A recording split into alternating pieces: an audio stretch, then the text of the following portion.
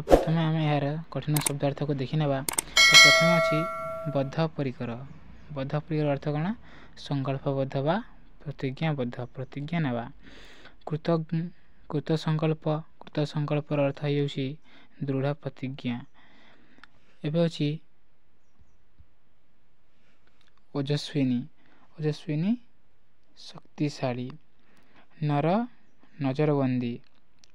नजरबंदी रही जो व्यक्ति को बंदीशाला बाहर रखा जाइथिले हे तार गतिविधि प्रति सतर्क दृष्टि रखा जाइथाय। एबे अछि सायाह्न। सायाह्नर अर्थ होउछि संध्या काल। कलापानी। कलापानीर अर्थ हो अस्वास्थ्यकर अंडमान द्वीप को घेर रहितबा जलराशि। अनुज। अनुजर अर्थ साना भाई। महाराणी विक्टोरिया। महाराणी विक्टोरिया ब्रिटेन राणी और पराधीन भारतर महाराणी। अविस्मरणीय जहाँ भूलिबार नहीं। प्रकोष्ठ। प्रकोष्ठर अर्थ कोठरी। निश्चल। निश्चलर अर्थ स्थिर जहाँ चंचल चलचंचल नुहे। सशस्त्र। शस्त्र सहित। कैदी बंदी। राजनीतिक राजनीति संबंधी। छिन्न छिंडाइबा। सर्वस्व सबुकिछि। क्रोधान्वित रागी जाई। कक्ष बखरा। संलग्न संयुक्त बा जुग। बेड़ी शिकुली। सर्वत्र। सर्वत्र कठिन शब्द तार अर्थ होउछि चारिआडे। क्षुब्ध होई। क्षुब्ध होइर अर्थ रागी जाई।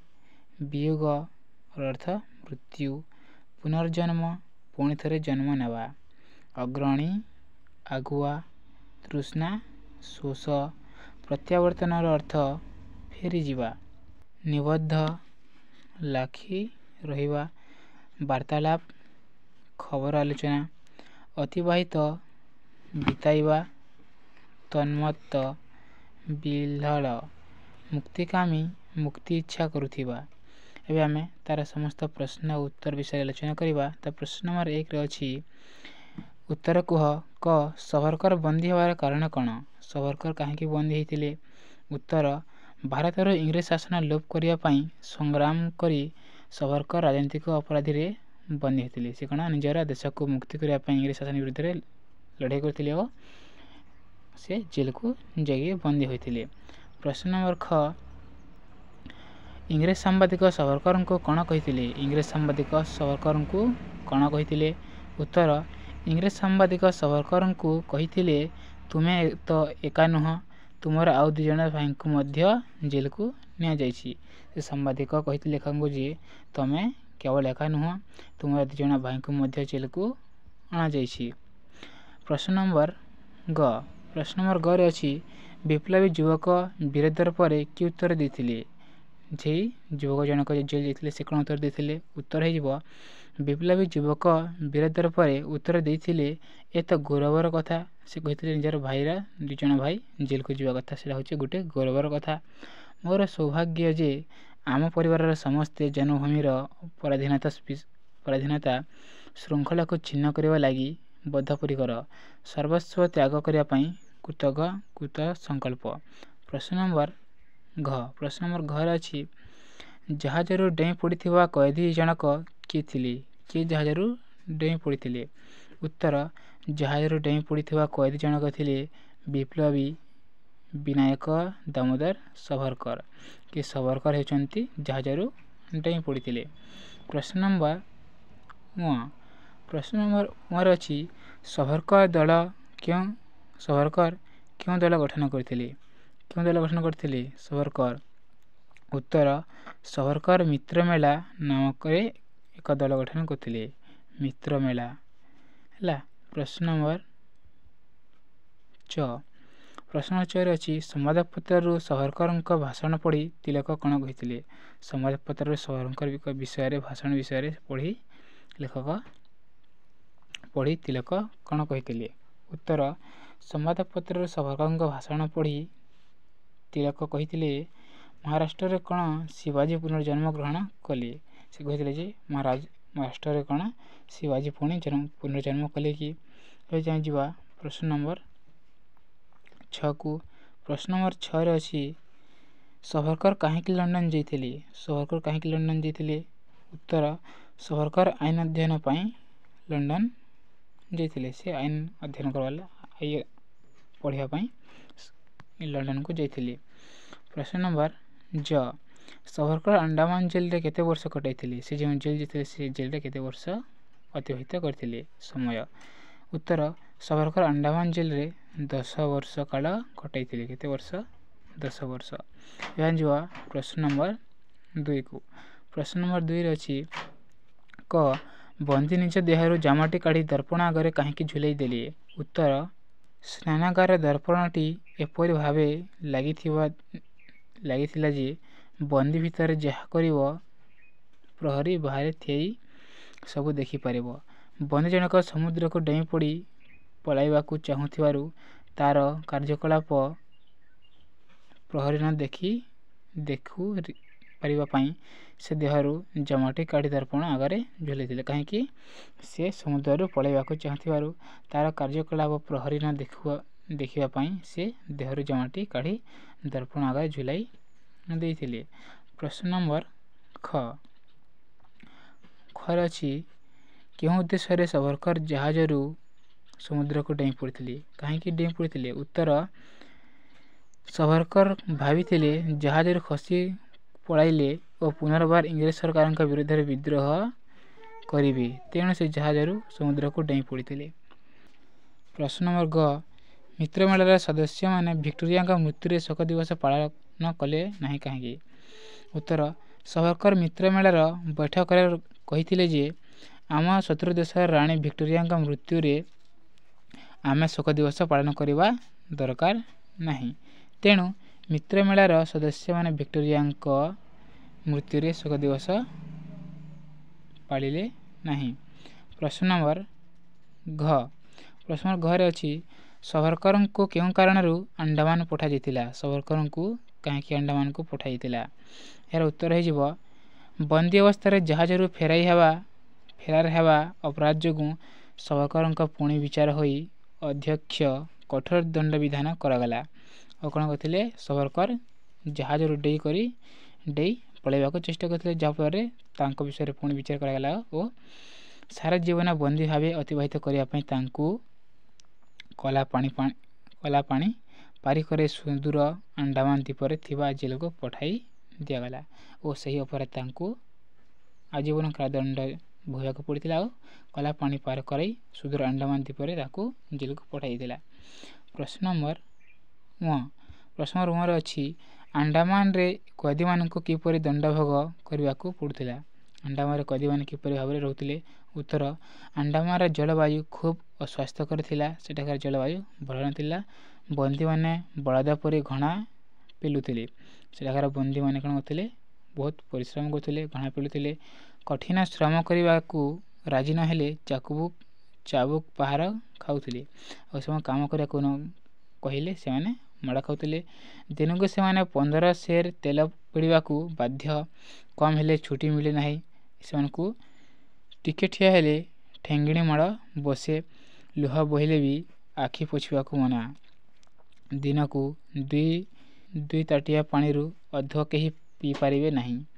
ସ୍ନାନ କରିବା ସେମାନଙ୍କ ପାଇଁ ସ୍ୱପ୍ନର କଥା।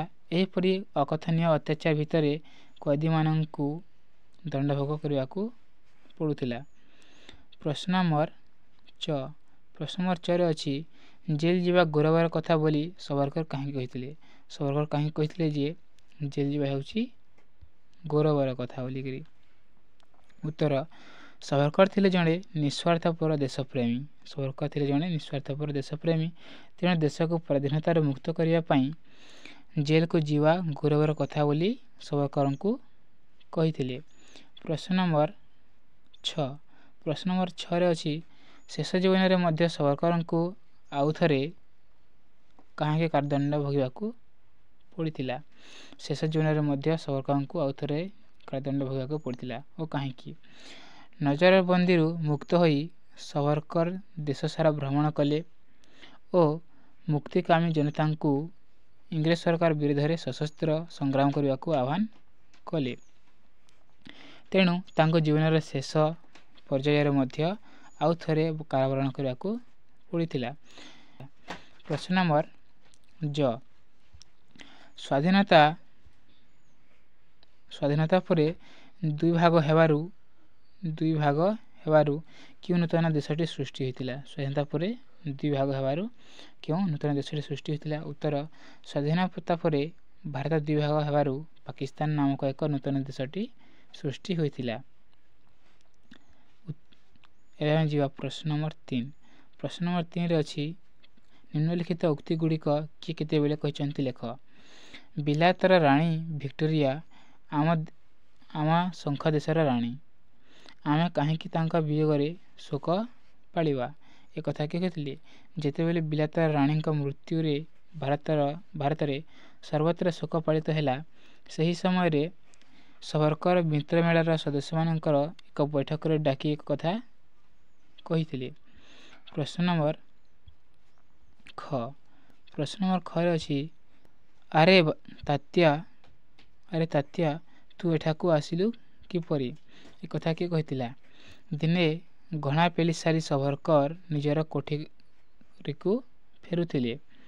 हठात सेठारे एक कैदी थिबा तांकर बड़ भाई गणेशंक सहित देखाला। तांकर बड़ भाई के गणेशंक सहित देखाला। से सावरकर को आलिंगन करी यही कथा कहिथिले। प्रश्न नंबर 4 सरल भाषा रे बुझाई लेख। क महाराष्ट्र रे कोन शिवाजी पुनर्जन्म ग्रहण कले। महाराष्ट्र कोन शिवाजी पुनर्जन्म ग्रहण कले। उत्तर है जीव महाराष्ट्र रे ... ग्रहण कले। संस्कृत गद्यान साठी रामप्रसाद महांती लिख देशप्रेमी कैदी विषय उद्धृत। एठारे लेखक बालगंगाधर तिलक सावरकर साहसिकतार मुग्ध हो जो मंतव्य देते से संपर्क में आलोकपात करिसेंती। 18 वर्ष बयस सावरकर मित्रमेला नामक एक विप्लवी दल गढ़ी। 1901 मसीह बिलातर राणी विक्टोरिया मृत्यु है। भारतर सबुआड़े शोक पालित है मात्र मित्रमेलार सदस्य माने शोक दिवस पाली नथिले। सावरकर एक बैठक डाकी शत्रु देशर राणी विक्टोरिया मृत्यु शोक न पालिबा को निजर ओजस्विनी भाषण रे कहिथिले। तांकर एही भाषण संवादपत्र मानकर प्रकाश पाइला। सरकार क्षुब्ध होई तांको कॉलेज रु बहिष्कृत कले। एही संवाद पढ़ी लोकमान्य तिलकंक मुखरु स्वतः बाहरी पड़िला महाराष्ट्र रे कोन शिवाजी पुनर्जन्म ग्रहण कले। शिवाजी परी अद्वितीय वीर और साहसी आउ कहीं नथिले। ठीक सही परी साहसिकतार परिचय देवैथिबारु तिलक सावरकर को लक्ष्य करी एपरी कहिथिले। वास्तव में तिलकंकर एही उक्ति सावरकर पई यथार्थ अटे। प्रश्न नंबर ख महाबलवान सिंह को पिंजरा मुक्त करी किए बा निश्चिंत होई पारिबो। उत्तर महाबलवान ... सोई पारिबो। उत्तर उद्धृतांशटी रामप्रसाद महांती लिख देशप्रेमी कैदी विषय उद्धृत। एठार लेखक सावरकर सिंह विक्रम संपर्क में वर्णना करिसेंती। सावरकरू अंडमान द्वीपरे कलापाणी दंडादेश पाई दुखद जीवन काटुवा बेले हठात दिने बड़ भाई गणेश को देखिले। दुई भाई बहुत समय कांदिले, परस्पर को आलिंगन कले, कथबार्ता हेले मात्र प्रहरी सेमानंको अधिक कथबार्ता पाई सुजोग देला नहीं। दुई भाई सेठारे 10 वर्ष काल दंड भोग करी एक संगे मुक्त होई फेरी आसीथिले निज देश को। सावरकर उपरे इंग्रेज सरकार दृढ़ नजर रखुथांती। तांकर सरकार विरोधी कार्यकलाप शासकों मनरे आतंक सृष्टि करथिला। भारत को पराधीनतार मुक्त करिया पई से आंदोलनात्मक कार्य करुथिले। तेणु इंग्रेज सरकार तांको कारामुक्त करी निश्चिंत नथिले।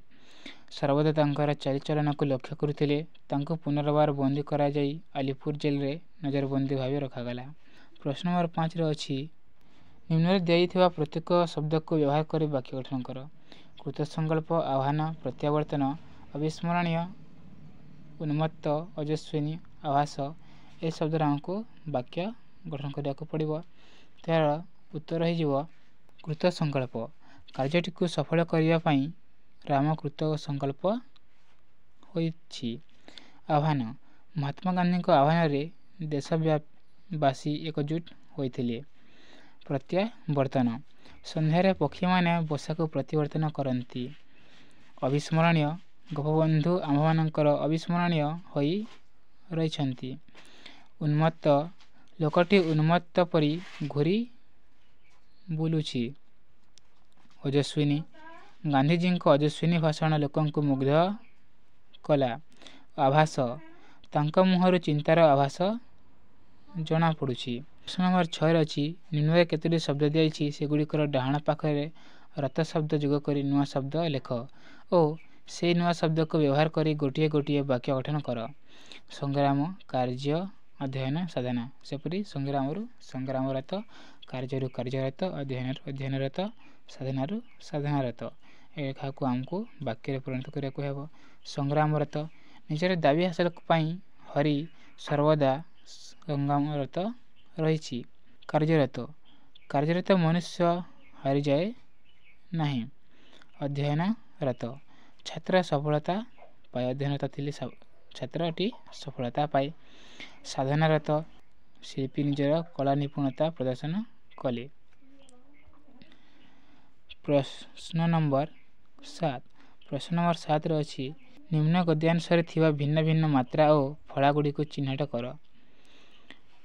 ନିମ୍ନ 1901 ମସିହାରେ ଯେତେବେଳେ ବିଲାତର ରାଣୀ ଭିକ୍ଟୋରିଆଙ୍କ ମୃତ୍ୟୁ ହେଲା, ଭାରତର ସର୍ବତ୍ର ଶୋକ ପାଳିତ ହେଲା, କିନ୍ତୁ ମିତ୍ରମେଳର ସଦସ୍ୟମାନେ ଶୋକ ଦିବସ ପାଳିଲେ ନାହିଁ। ସରକାର ଗୋଟିଏ ବୈଠକ ଡାକି ସେଥିରେ ଓଜସ୍ୱିନୀ ଭାଷଣ ଦେଲେ। ସେ କହିଲେ, ବିଲାତର ରାଣୀ ଭିକ୍ଟୋରିଆ ଆମ ଶତ୍ରୁ ଦେଶର ରାଣୀ। ଆମେ କାହିଁକି ତାଙ୍କ ବିୟୋଗରେ ଶୋକ ପାଳିବୁ? ଉତ୍ତର, ଉକ୍ତ ଗଦ୍ୟାଂଶରେ ଥିବା ମାତ୍ରା ଫଳା ଇକାର, ଇକାର, ଦୀର୍ଘ ଇକାର, ଆକାର, ଉକାର, ଉକାର, ଐକାର, ୟ-ଫଳା, ର-ଫଳା, ବ-ଫଳା, ର-ଫଳା, ଟ-ଫଳା। ପ୍ରଶ୍ନ ନମ୍ବର 8 ଅଛି, ଲୋକମାନେ ଶୋକ ପାଳନ କଲେ। ଏହି ବାକ୍ୟକୁ ଭବିଷ୍ୟତ କାଳରେ ପରିବର୍ତ୍ତନ କଲେ ହେବ, ଲୋକମାନେ ଶୋକ ପାଳନ କରିବେ। ସେହିପରି ନିମ୍ନରେ ବାକ୍ୟଗୁଡ଼ିକୁ ଭବିଷ୍ୟତ କାଳରେ ପରିବର୍ତ୍ତନ କରି ଲେଖ। ସିପାହୀମାନେ ତାଙ୍କ ପାଖରେ ପହଞ୍ଚିଗଲେ। ଉତ୍ତର ହୋଇଯିବ, ସିପାହୀମାନେ ତାଙ୍କ ପାଖରେ ପହଞ୍ଚିଯିବେ। ଖ, ସରକାର ତାଙ୍କ ଉପରୁ କଟକଣା ଉଠାଇ ନେଲେ। ସରକାର ତାଙ୍କ ଉପରୁ କଟକଣା ଉଠାଇ ନେଲେ। ଉତ୍ତର ହୋଇଯିବ, ସରକାର ତାଙ୍କ ଉପରୁ କଟକଣା ଉଠାଇ ନେବେ। ପ୍ରଶ୍ନ ନମ୍ବର ଗ ଅଛି, ରାଜଦ୍ରୋହ ଅପରାଧରେ ତାଙ୍କୁ ବନ୍ଦୀ କରାଗଲା। ଉତ୍ତର ହୋଇଯିବ, ରାଜଦ୍ରୋହ ଅପରାଧରେ ତାଙ୍କୁ ବନ୍ଦୀ କରାଯିବ। ବର୍ତ୍ତମାନ କରାଯାଏନି, ଆଗକୁ କରାଯିବ। ଘ, ସେ ଭାରତକୁ ପ୍ରତ୍ୟାବର୍ତ୍ତନ କଲେ। ଉତ୍ତର, ସେ ଭାରତକୁ ପ୍ରତ୍ୟାବର୍ତ୍ତନ କରିବେ। ପ୍ରଶ୍ନ ନମ୍ବର 9 ଅଛି, ବଳ ଶବ୍ଦରେ ବାନ୍ ଲଗାଇଲେ ବଳବାନ ହେବ। ସେହିପରି ନିମ୍ନଲିଖିତ ଶବ୍ଦରେ ବାନ୍ ଲଗାଇ ନୂଆ ଶବ୍ଦ ଲେଖ। ଯେପରି ଧନରୁ ଧନବାନ, ମୂଲ୍ୟରୁ ମୂଲ୍ୟବାନ, ଜ୍ଞାନରୁ ଜ୍ଞାନବାନ, ଶ୍ରଦ୍ଧାରୁ ଶ୍ରଦ୍ଧାବାନ ଓ ନ୍ୟାୟରୁ ନ୍ୟାୟବାନ। ପ୍ରଶ୍ନ ନମ୍ବର 10, କଲାପାଣି ନାଁ ଶୁଣିଲେ ଅନେକ ବନ୍ଧୁଙ୍କ ସେ ସ୍ନାନ କରିବ। ପାଠର ଏହି ଅନୁଚ୍ଛେଦଟି ପଢ଼। ଏପରି ପ୍ରଶ୍ନଗୁଡ଼ିଏ ତିଆରି କର ଯେଉଁଗୁଡ଼ିକର ଉତ୍ତର ସେହି ଅନୁଚ୍ଛେଦରୁ ହିଁ ମିଳିବ।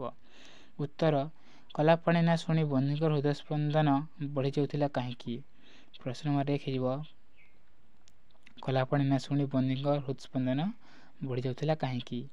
ପ୍ରଶ୍ନ ନମ୍ବର 2, ବନ୍ଦୀମାନେ ସେଠାରେ କି କାର୍ଯ୍ୟ କରୁଥିଲେ? ବନ୍ଦୀମାନେ ସେଠାରେ କି କାର୍ଯ୍ୟ କରୁଥିଲେ? ଗ, କଏଦୀଙ୍କ ପିଠିରେ ଚାବୁକ ପ୍ରହାର ବସୁଥିଲା କାହିଁକି? କଏଦୀମାନଙ୍କୁ କାହିଁକି ଚାବୁକରେ ମାଡ଼ ଦେଉଥିଲା? ପ୍ରଶ୍ନ ନମ୍ବର 4, ପ୍ରତିଦିନ ଜଣେ କଏଦୀଙ୍କୁ କେତେ ତେଲ ପେଡ଼ିବାକୁ ପଡ଼ୁଥିଲା? ପ୍ରଶ୍ନ 4 ଯିବା, ପ୍ରତିଦିନ ଜଣେ କଏଦୀଙ୍କୁ କେତେ ତେଲ ପେଡ଼ିବାକୁ ପଡ଼ୁଥିଲା? ପ୍ରଶ୍ନ ନମ୍ବର 5, ଦୈନିକ କେତେ ଜଳ ପିଇବାକୁ ମିଳୁଥିଲା? ପ୍ରତି କଏଦୀଙ୍କୁ ଦୈନିକ କେତେ ଜଳ ପିଇବାକୁ ମିଳୁଥିଲା? ପ୍ରଶ୍ନ ନମ୍ବର 5, ठेंगिणीମାଳ କାହିଁକି ବସୁଥିଲା? ପ୍ରଶ୍ନ ନମ୍ବର 7 କଏଦୀମାନେ କିପରି ସ୍ନାନ କରୁଥିଲେ? ଏବେ ଆମେ ଯିବା ପ୍ରଶ୍ନ ନମ୍ବର 11କୁ।